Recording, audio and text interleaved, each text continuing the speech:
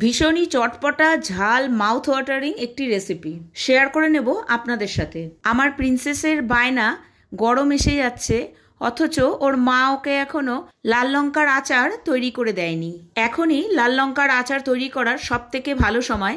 গরমে যখন মুখে কোনো কিছুই খেতে ভালো লাগে না, তখন এই লঙ্কার আচারটা সাথে থাকলে খাবারটা কিন্তু বেশ জমে যায়। লঙ্কার আচার বানানোর জন্য আমি এখানে নিয়ে নিয়েছি 300 গ্রাম মোটা মোটা দেখে লাল লঙ্কা।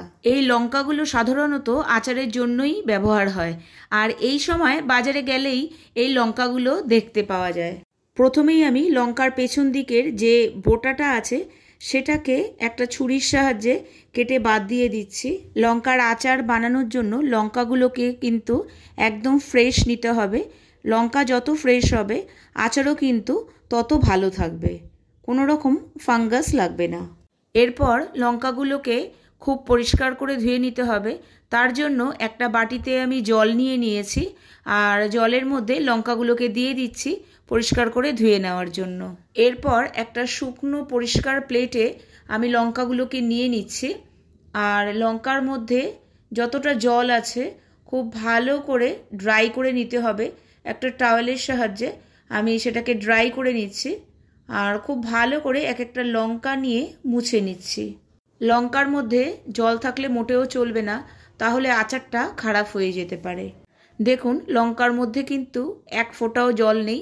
এবার আমি এটাকে রেখে দেব 2 থেকে 3 ঘন্টা রোদ্রে। এই প্রসেসগুলো ফলো করলে আপনাদের আচারও কিন্তু দীর্ঘদিন ভালো থাকবে। 3 ঘন্টা হয়ে গেছে, আমি লঙ্কাগুলোকে নিয়ে চলে এসেছি। লঙ্কার পেছন দিকের অংশটা যে দিকটা বোটা ছিল সেদিকটাই আমি ছুরির সাহায্যে গোল করে কেটে নিচ্ছি, আর একটা চামচের সাহায্যে ভেতরের যে বীজগুলো আছে সেগুলোকে আমি বার করে দিচ্ছি। দেখুন এই জায়গাটা একটু খেয়াল করে ভালো করে দেখবেন। এই চামচটাকে ঠিক আমি ঘুরিয়ে ঘুরিয়ে কিন্তু বীজগুলোকে বের করে নিচ্ছি। এইভাবে যদি বীজগুলোকে বার করে নেন তাহলে লঙ্কাটা মোটেও ফেটে যাবে না। আর সবার মধ্যে যে একটা ভয় থাকে যে স্টাফড করে লঙ্কার আচার তৈরি করতে পারবেন কি না, এইভাবে করলে ভয়ের কোনো কারণও নেই। আর যারা এভাবে করতে চাইছেন না তারা কিন্তু আরেকটা প্রসেসও করতে পারেন। সেটা হচ্ছে ঠিক এভাবে লম্বালম্বি চিরেও ভেতরের যে বীজটা আছে চামচের সাহায্যে বার করে নিতে পারেন। যেই প্রসেসটা আপনাদের ইজি মনে হবে সেটাই আপনারা ট্রাই করতে পারেন। একদম পরিষ্কার করে ভেতর থেকে আমি বীজগুলোকে বার করে দিয়েছি। আরও একবার এখানে আমি দেখিয়ে দিচ্ছি কিভাবে আমি বার করছি। এভাবে চামচটাকে ঠিক ঘুরিয়ে ঘুরিয়ে এভাবে করলেই কিন্তু ভেতরের থেকে বীজগুলো নিজের থেকেই বেরিয়ে আসবে।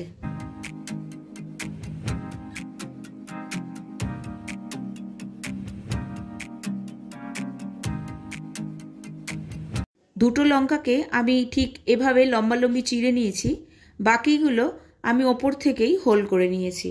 এবার আমি লঙ্কার ভেতর থেকে যে বীজগুলোকে বার করেছি সেগুলোকে একটু ছোট ছোট টুকরো করে কেটে নিচ্ছি। এরপরে চলে যাব নেক্সট স্টেপে। এখানে আমি একটা ফ্রাই প্যান নিয়ে নিয়েছি, তার মধ্যে নিয়ে নিলাম 1 টেবিল স্পুন সাদা জিরে, 1.5 টেবিল স্পুন ধনে, 3 টেবিল স্পুন মৌরি, 1/4 টিস্পুন মেথি। মেথি আমি এখানে বেশি ব্যবহার করব না, অনেক সময় বেশি মেথির জন্য একটু তিতকুটে লাগে। 1.5 টেবিল স্পুন কালো সর্ষে, 1 টেবিল স্পুন হলুদ সর্ষে, 1 টেবিল স্পুন গোটা গোলমরিচ। এবার আমি গ্যাসটাকে অন করে দেব। এতক্ষণ গ্যাসটা আমি অফই রেখেছিলাম। একদম লো ফ্লেমে 1 থেকে 2 মিনিট মশলাগুলোকে ফ্রাই করে নিতে হবে। মশলাগুলো হালকা গরম হলেই চলবে, বেশি ফ্রাই করার দরকার নেই, তাহলে আচারের মধ্যে থেকে মশলা ভাজার একটা গন্ধ বেরোবে। মশলা ভাজা কিন্তু একদম আমার রেডি। এবার আমি এটাকে একটা প্লেটে ট্রান্সফার করে নেব, আর কিছুক্ষণের জন্য রেখে দেব ঠান্ডা করার জন্য। ততক্ষণে সেম প্যানেই আমি তৈরি করে নেব আরেকটা মশলা। তার জন্য দিয়ে দেব 1 টিস্পুন কালো জিরে, 1.5 টেবিল স্পুন আজওয়াইন। এখানে গ্যাসটা অফই আছে, গরম প্যানেই আমি এটাকে একটু সটে করে নিচ্ছি। এটাকেও আমি একটা সাইডে রেখে দেব ঠান্ডা হওয়ার জন্য। এখানে আচারটাকে রাখার জন্য আমি একটা কাঁচের জার নিয়ে নিয়েছি। আচারের জন্য কাঁচের জারই ব্যবহার করা সব থেকে ভালো। আপনারা যে জারটা ব্যবহার করবেন সেটা আগে থেকেই ভালো করে পরিষ্কার করে ধুয়ে রোদ্রে ভালো করে শুকিয়ে রাখবেন, তার মধ্যে যেন কোনো রকম জল না থাকে। এছাড়াও কাঁচের জারের মধ্যে যাতে আচারটা দীর্ঘদিন ভালো থাকে তার প্রসেসটা আমি আগের আচারের ভিডিওতে শেয়ার করেছি, চাইলে আপনারা সেটা ভিজিট করতে পারেন, তার লিঙ্কটা আমি ডেসক্রিপশন বক্সে দিয়ে দেবো। মশলাগুলো এতক্ষণে ঠান্ডা হয়ে গেছে, আমি নিয়ে নিচ্ছি একটা মিক্সার গ্রাইন্ডারে। মিক্সার গ্রাইন্ডারটাকে পালস মোডে চালিয়ে আমি মশলাটাকে পিষে নেব। খুব বেশি পাউডার আমি করব না, একটু গোটা গোটা রাখবো। আচারের মশলাটাকে খুব বেশি ফাইন ভালো লাগে না, একটু যদি গোটা গোটা থাকে তাহলে টেস্টটা খুব ভালো লাগে। এরপরে এর মধ্যে আমি দিয়ে দেব কালো জিরে আর আজওয়াইন, সেটাকেও আমি পালস মোডে 1 থেকে 2 বার ঘুরিয়ে নেব।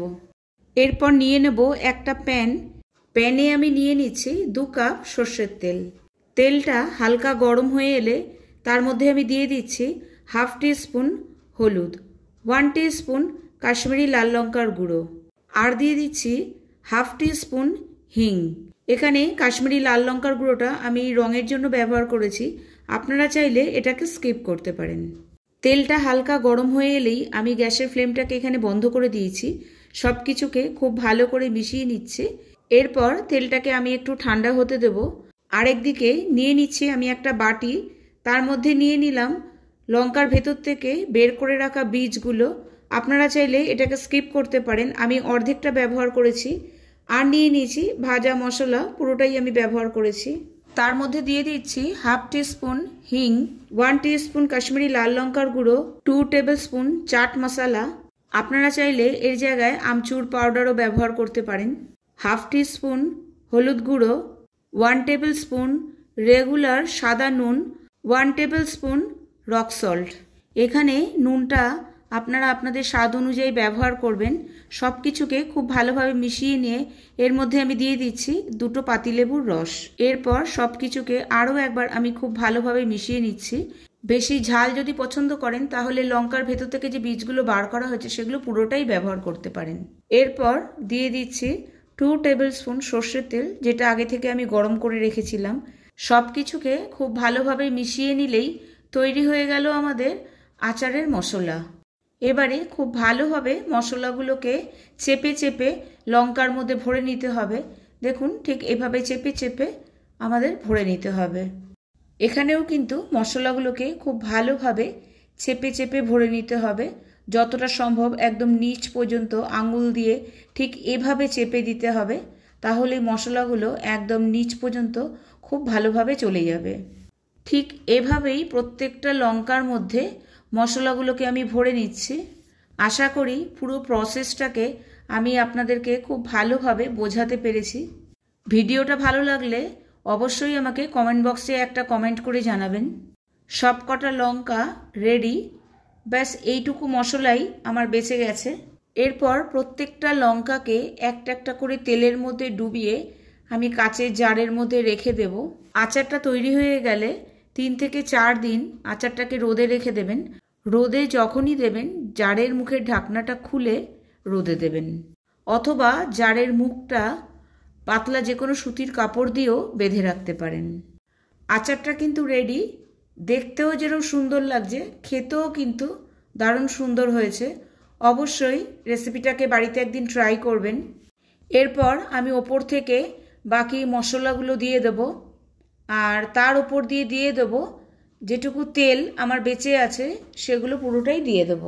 আপনারা যদি কম তেল ব্যবহার করতে চান তাহলে এটাকে অবশ্যই ফ্রিজে রেখে ব্যবহার করবেন। আজকে তবে এই পর্যন্তই। আমার চ্যানেলের পুরনো বন্ধুদের জানাই অসংখ্য ধন্যবাদ, আর নতুন বন্ধু হয়ে থাকলে চ্যানেলটিকে সাবস্ক্রাইব করে আমার পাশে থাকার অনুরোধ রইল। নিচে দেওয়া বেল আইকনটি অবশ্যই প্রেস করে দেবেন, তাহলে আমি যখনই নতুন কোনো ভিডিও আপলোড করব তখনই সবার আগে পৌঁছে যাবে আপনার কাছে। টাটা।